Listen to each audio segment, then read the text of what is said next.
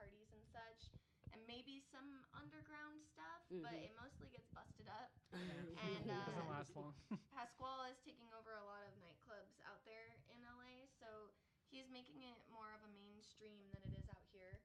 Yeah. It's definitely got its special taste, I would say. Oh, yeah, definitely. Yeah. All right, so who's your guys' biggest influence then right now? Or just... We probably both have different answers, to be honest with you. My biggest influence is Nicole Mudaber.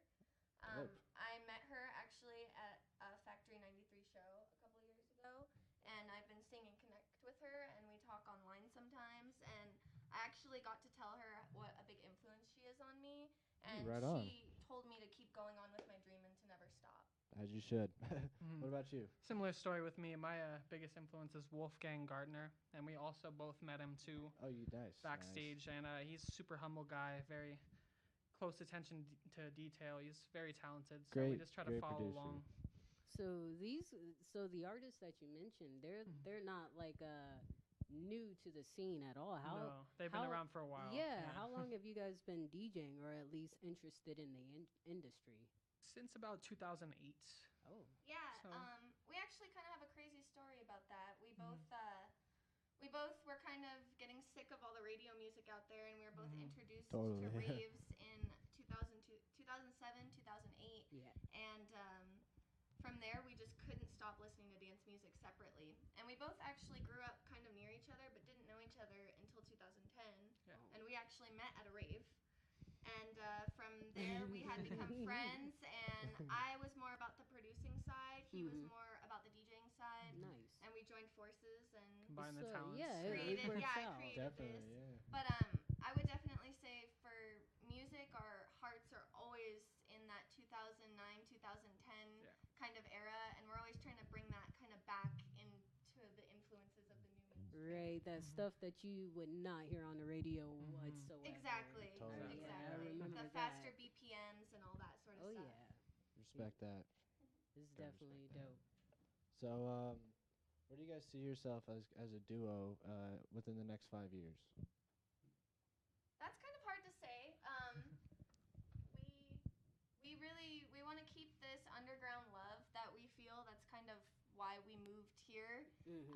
So in 5 years, we obviously want a lot of people to know about us, but I kind of want to go in the direction of how Mudaber or somebody like that goes, because I don't want to be too big. Right. You don't want to but sell I don't out. want to be too small. Yeah. So it's a work in progress constantly to be the level that I want to be at. Definitely. So how do you see the music industry now? Like the songs that vibe that used to be underground. Of course, we all know EDM is getting a lot more and more mainstream. We see it in commercials. They're even starting to play it on the radio. Like, where do you see that today? Well, obviously dance music has taken over everything, and I really just see that progressing into all different genres of every media out there. It could be a good thing or a bad thing. Yeah, time is yet to tell. Yeah, time is really going to tell, because it can expand in any direction. We have the medium to make it go great, and there are some mediums that could make it not go as great. Yeah, you definitely got some artists there oversaturating the genre. Hopefully that won't prevail. Yeah. But you said you're a producer. Yeah, we're actually... I do vocals a lot. I do YouTube vocals and stuff, and we're trying to work on our first track. It should be up probably, I'm hoping next month. On YouTube, SoundCloud? We'll probably post it on SoundCloud, and I'll probably debut it all over all of our social medias. Yeah. Awesome. But, hopefully we'll have that done by next month. Awesome. What's that YouTube that we could find you at? You can find us at youtube.com Artifractal Promo. Okay. Yeah, real simple to get you, same as your Instagram. Yeah, we try to keep it, and they're all linked together, so you can click on all of them, and they're pretty much all linked. Nice. Easy to find us, yeah. So with your dynamic, do you guys switch off sometimes? Do you like try to get him to produce? Do you get her to DJ? How does that work? We try to collaborate. We do both. Yeah, just try to share our talents and share like our information and knowledge about the subject. Like she's got the definite producing angle, and I got the DJing mixing angle, so we try to just bring it all together. Okay. Create something beautiful. Do we have like I know we've already talked about personal heroes, but do we have any other personal heroes that like producing only or DJing only? Are we looking up to anybody else in that kind of field? There's definitely tons of people. We respect a lot of the producers like Armin van Buren and just people who just are very talented. Yeah, and mostly foreign DJs and producers for the most part. Oh yeah, and they got a great network too. Yeah, they're killer. We've really been listening to a lot of psytrance, which I don't know is really big here yet, but it is in Los Angeles, and it's a really faster BPM, harder hitting kind of trance, and that production has been what we've been listening to for a little, probably like the last 5 months or 6 months. Totally. Nice. So one thing I don't think we've mentioned here yet, you guys are married. Yes. And you do work together. How does that work? Are there like challenges to that, or is it just like any other collaboration that you've had? No, there's challenges, definitely. When we were living in LA, we didn't really have money to have as much room as we do here, so it was really, really hard to work together because we were living in a studio. And there is no room. But when we moved out here, part of our idea was that we have a big enough spot to each have our own studio. So we each have our own studio in our house, and then we have our bedroom and our living room. And it kind of gives us a way to get away from each other and create our music, and then we can combine them together after. Yeah. So it kind of works out now that we have our studios, but before it was really difficult because there was no room for us to really do anything. Yeah, I mean, gotta have your own room to be creative sometimes. Yeah, exactly. Can't just be you gotta be solitaire. Exactly. Especially when you're living together, working together. Totally. Yeah, having space definitely helps. So, where do you guys see? I'm curious. Where do you see the industry in the next 5 to 10 years? Then, having that experience growing up in LA, seeing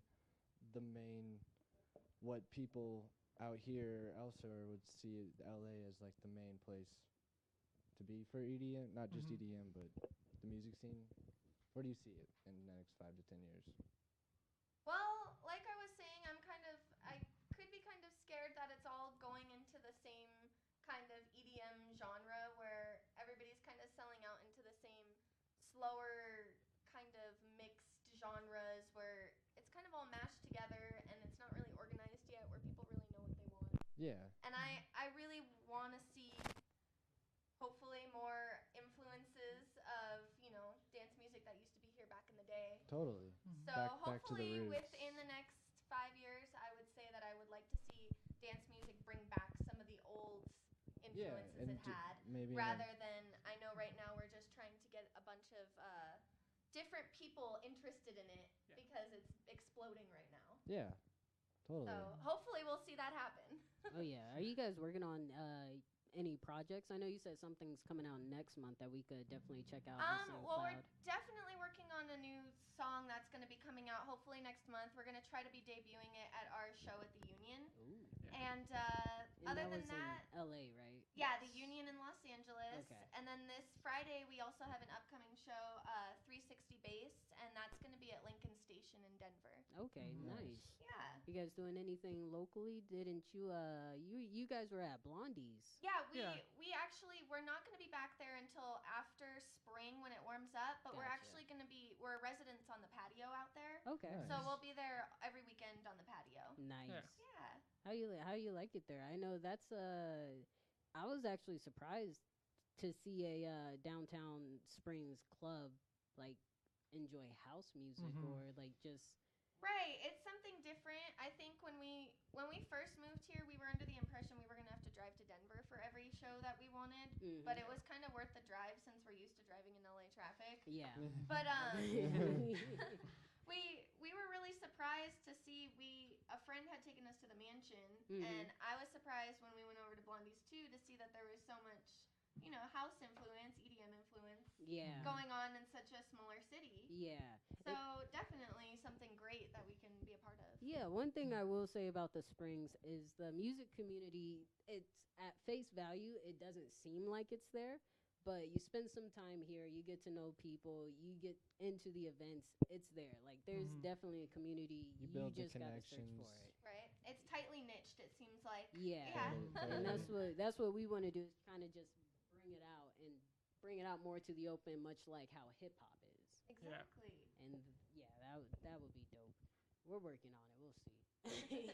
It's on its way. It's growing. Like it's just takes time. Yeah. Exactly. Rome wasn't built in a day. So, as a producer myself, like, what type of equipment do you use? We use Ableton. Ableton is so our you do a lot main. of live stuff then. Yeah. We use Ableton Live. I also have Cakewalk by Sonar, Okay. and Nice. we have 2 S4s, and we just got that S8. Ooh, I did So. see the S8. That S8 is a beast. Yeah, I would Yeah. have to say for us, that's probably our favorite type of mixer. We, first of all, we're very fluent in Tractor, Oh, yeah. and we both already had an S4, so it was kind of a good move for us to just bump up to the S8. But I really like the features that it has for the remix decks, and also the fact that it's almost like a CDJ in the way that we can work with our effects. Oh yeah. Totally. And they're Tons each on of their effects. own decks, you know? Yeah. So it really works for both of us to be working at the same time. And what I really like about Tractor is it kind of gives you that feel that you can still produce. Like you were talking about the remix decks, you could put in the stems. You can produce and DJ, and then you guys are working with Ableton too, so that gives you a ton of possibilities. That's crazy. Nice job. Yeah, it's like with 2 people and all the programs, it's like limitless what we can really do. It's really fun. Great. So, what do you guys think about? I know with the S8, is it possible to not use the laptop? Yeah, it is. It's mainly meant. The laptop just kind of powers the S8 in a way. So Like, you would have to have it. I mean, we've done it before where we've put our laptop on the floor and not even looked at it. Yeah. But Close it it still over, has to yeah. power it somehow. So Right. it's Oh, it has to almost like a connect. CDJ, but not really. Yeah. How do you guys feel about that? That's still like a hot topic within the EDM That is such community. a sensitive topic. Yeah, right now. laptop, no laptop. I don't know why. there's just a lot of judgment on it. That's true. There is. Yeah. There is a lot of judgment. How do you guys feel? We use CDJs and that, so we personally can do either. But I mean, with the laptop, I just feel like you have more. Yeah, Like you can kind of do more. I feel like with my USB, I can only have so much on it. Totally. And with my computer, it's like I have so much on it. I can. That's I your can bread really and work butter. with it. It should Huge be all library. personal preference. I guess also just because being DJs who have been in the game for a while, we're just used to using our laptop. Right. Totally. That's how it's So started. whenever we're with the CDJ, we're like, wow, this is just, It's it's just different. insane to Yeah. think of the fact that everything's right there. Yeah, and you guys were able to use the effects, which definitely adds a little bit more spice to the mix. With CDJs, if you're not used to that, that kind of takes you out your zone. You're a little bit more on your guard. Whereas this, it's like you're back into your own studio, your bedroom, whatever, and this is what you do. Like you live for this type of stuff right here. Exactly. You're a yeah. lot more comfortable. But obviously, you guys prefer your own equipment. But how do you feel about the CDJs, anyways? One thing I really like about them is that it's really easy to transition between artists and beat match through other people's mixes. Right. So you Totally. could have a night party or a warehouse party, and it would be fluent through the whole night. As to where we've been to a lot of events out here where people bring their own mixers and they're having problems plugging into people's You got and that getting things hassle. started right, and it becomes an issue. So that would definitely be an advantage to using the CDJs. Oh yeah, definitely. We good? My bad. Oh, okay. So one thing I did want to let you guys know, which is kind of cool, is that we got married at a festival. It was a Woodstock reunion festival that happened. It's called Mysteryland. It's Yeah, kind of big totally. now. We went the first year, and it was really underground. And they had a little wedding chapel, and we met a girl there, Deanne. She was camping next to us, and she happened to be an ordained minister. So she read us our vows at the little chapel, and they videoed us and took all the photography for us and posted it on their page. It was really cute. Yeah. And then afterwards, we got to rage and party and got to see some of our favorite DJs. Yeah. So did you guys like meet at a rave? We met at a different rave, and then we got married at another rave. Nice. Oh. Now you're a duo. And now we're an official together. DJ duo. That's the life. Every raver's dream. Right, exactly. Yeah, and it was pretty cool because it was the first year, and we actually ended up going the second year, and they turned the little wedding chapel into a strip club. So it was like a honeymoon. That's crazy, though. Yeah. So, how long have you guys known each other? Not like been together, but just known each other. Since like mid 2010, like summer 2010. Okay, nice.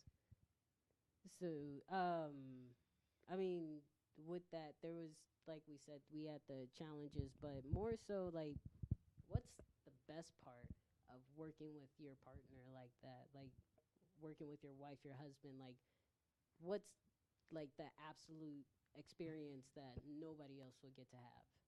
Well, we connect on a really deep level, so that really helps us just come up with great ideas together. We've just had a really deep connection for years, and it really just adds on to our just producing and DJing, capability. So it's just, I don't know.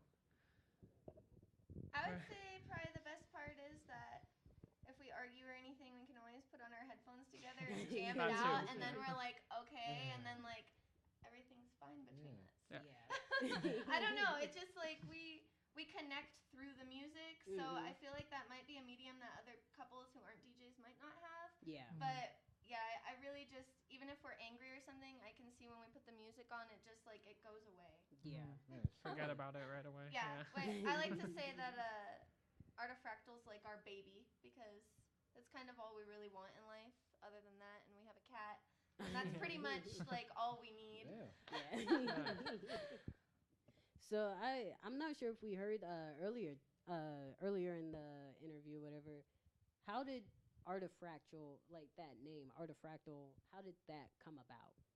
Well, we are really big on names, and it takes us a long time whenever we're trying to figure out a name. So we probably thought about it for a couple weeks. Okay. We were going over different words that we really liked, and then I just came up with this idea one day, and I was like, well, we're making fractals of music to create art, and we really liked the word fractal, and it kind of all flows together, so we were like, let's be Artifractal. Nice. And people kind of didn't really get it at first because it's a word we made up. Yeah, but made up word. I think after a while, people are going to start to understand as we get bigger what the words behind it mean and right. It was symbolization. no need to try to understand it. Just respect it. Exactly. Just listen and it'll flow. Yeah, exactly. It'll become clear. Yeah.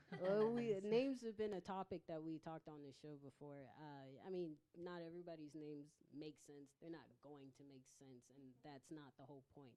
The point is for you to put a name behind the music that's going, and that's definitely dope. I definitely respect what you guys got going on. I do want you to remind our listeners how they could get in contact with you or see what you're doing, whether it's the videos, the music, the updates, or whatever. How can we find you guys online? We have a new Instagram at Artifractal Promo. We also have our SoundCloud and Facebook. Those are both at FTM237. And you guys can find us at those links. And then our website is djartifractal.weebly.com. And you can find all of our stuff on there. I link all of our social media accounts, so everything that's on one is going to be on the other. Nice.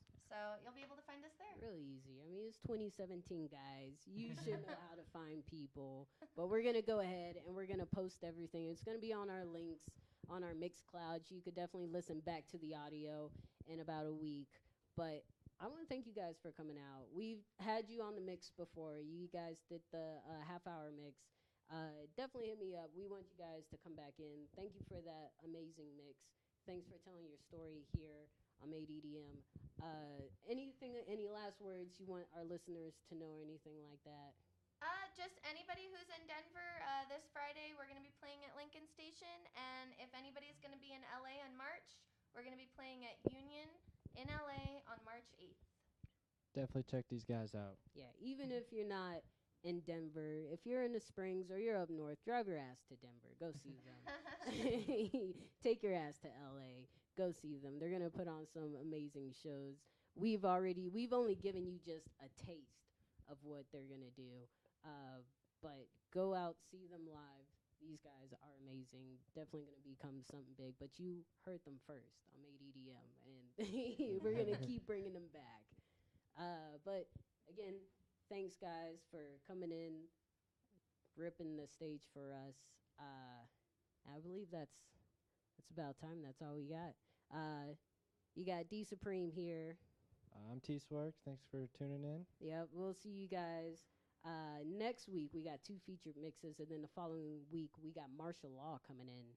So stay tuned for that. But right now, you just heard Artifractal right here. Amazing husband-wife DJ duo, producer as well, vocals. So we got some all-around talent here, live DJing on the S8. You saw them. Madness. Definitely keep up with them online on their Facebook at Artifractal. And if you're having trouble with that word for whatever reason, it's ARTIFRACTAL. Find them on their Facebook. Get them on Instagram, Twitter.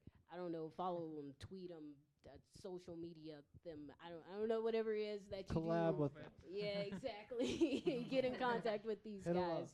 But again, I'm D Supreme. I'm going to go ahead and sign out. Thanks for tuning in with us on MADE EDM. Thank you for having us.